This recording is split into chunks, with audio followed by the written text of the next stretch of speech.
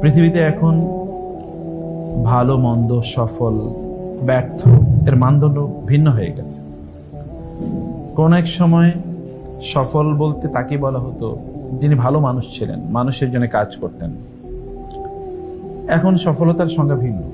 সফল মানে হচ্ছে যে আত্মকেন্দ্রিক, যে কেবল নিজকে নিয়ে ব্যস্ত আছে, যে কেবলমাত্র কিছু তথাকথিত সম্পদের মালিক, মানুষের প্রতি তার কোনো দায়িত্ব নাই, এমনকি তার নিজের আত্মীয় স্বজনের প্রতি তার কোনো দায়িত্ব নেই। সে কেবল নিজের জন্য বাঁচে, তার অন্যের প্রতি না আছে কোনো অনুভূতি অথবা অন্যের প্রতি না আছে কোনো অবদান। এটা একটা ভয়াবহ একটা ডিজিজ। এই সভ্যতাকে ধ্বংস করে দেওয়ার জন্য এতটুকু যথেষ্ট। দেখেন না জাতীয়তাবাদ মানুষকে কিভাবে কুরে কুরে খাচ্ছে। এই দেশ ওই দেশের উপর আক্রমণ করবে, এই দেশ ওই দেশের সম্পদ লুণ্ঠন করে নিয়ে যাবে। এটা এখন মানুষের চরিত্র হয়ে পড়েছে এবং এটা অধিকার মনে করা হয়। জাহেলি যুগে ঠিক কেমন ছিল?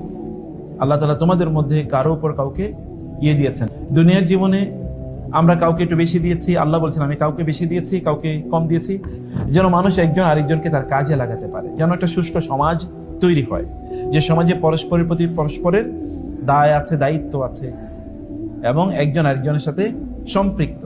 এরা কেবল আত্মকেন্দ্রিক না, ওই জাহেলিয়াতের মতো তারা জীবন যাপন করে না।